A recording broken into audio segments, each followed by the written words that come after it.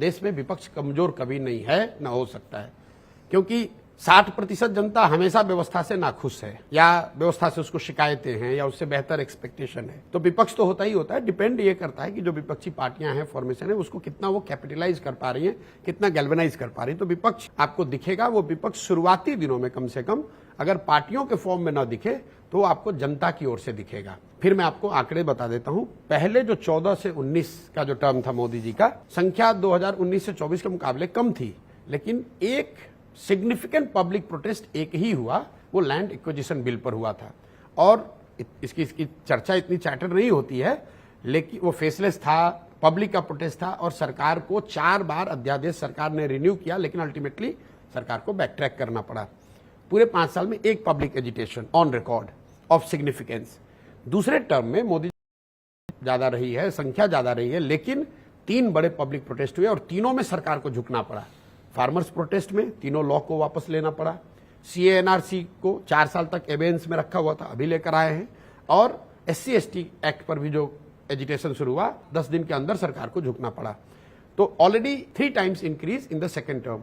I see in coming tenure there will be more public protest or dissent of the scale that would be noticed, even if parties do not किस तरह की चीजों पे हो सकता है ये प्रोटेस्ट? मैंने बताया वो तीनों चीज, क्योंकि जो रूरल डिस्ट्रेस है, रूरल वेज, जो स्टैग्नेशन ऑफ रूरल वेज, जो ग्रामीण अर्थव्यवस्था है, कोविड के बाद डिमोनेटाइजेशन, कोविड, GST जिसको कि फॉर्मलाइजेशन ऑफ इकोनॉमी कह रहे हैं, उसका एक उसका फायदा तो है कि आपका GST बढ़ रहा है, लेकिन जो इनफॉर्मल इकोनॉमी थी उसमें उसका हिट भी हुआ है। और अगर उसको सरकार प्रोएक्टिवली एडिक्वेटली कॉम्पनसेट नहीं करती है तो वो कहीं ना कहीं डिस्ट्रेस बिल्ड हो रहा है। तो पब्लिक प्रोटेस्ट मुझे लग रहा है कि वो इन तीनों मुद्दों में किसी पर या इससे एसोसिएटेड मुद्दों पर, जैसे मान लीजिए बेरोजगारी है, तो जो आरक्षण पर आंदोलन होता है उसको आप बेरोजगारी से लिंक करके देख सकते हैं, क्योंकि लोगों को रोजगार नहीं मिल रहा है तो लोग खाली बैठे हैं। सरकार मारामारी है कि 10 सीट है भाई, मुझे पहले मिले कि आपको मिले। अगर there would have been plenty of jobs, then probably there would be less people less worried about reservation per se।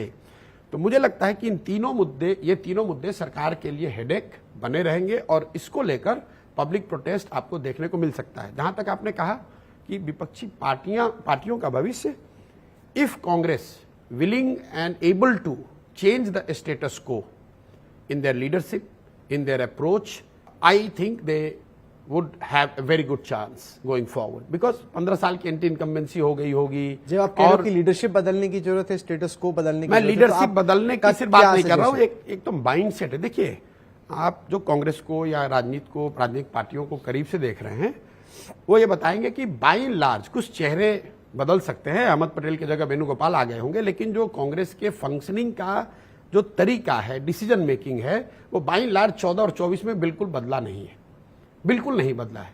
BJP को आप देखिए, उनको 2004 में वो हारे, 9 में हारे, 14 में जो बीजेपी चुनाव लड़ी वो एक नए नेतृत्व में, नए तरीके से, भले सही हो गलत हो, लेकिन उन्होंने उसको चेंज किया। आडवाणी जी के नेतृत्व में जब भाजपा हारी तो they didn't continue with it, they change, they destabilise the status quo, they tinkered with it at least to begin with.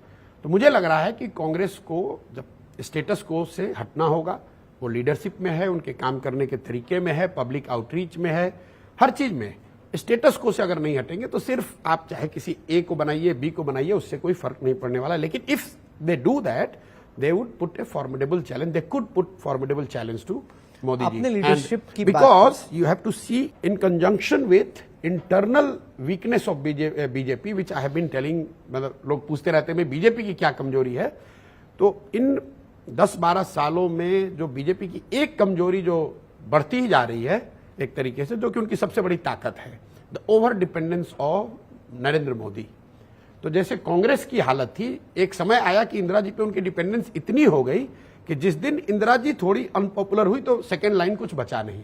मुझे लग रहा है कि बीजेपी भी उस दिशा में बढ़ गई है, जहां पर कि उनकी पूरी डिपेंडेंस जो है वो मोदी जी की पॉपुलैरिटी पर है। अगर वो थोड़ा सा हिला, as we go along, his popularity, his ability to transfer vote, his ability to fetch vote for at every level, be from panchayat to assembly to Lok Sabha, will be affected, and data is already suggesting that it is already getting affected। मुझे लगता है कि वो दिक्कत आएगी।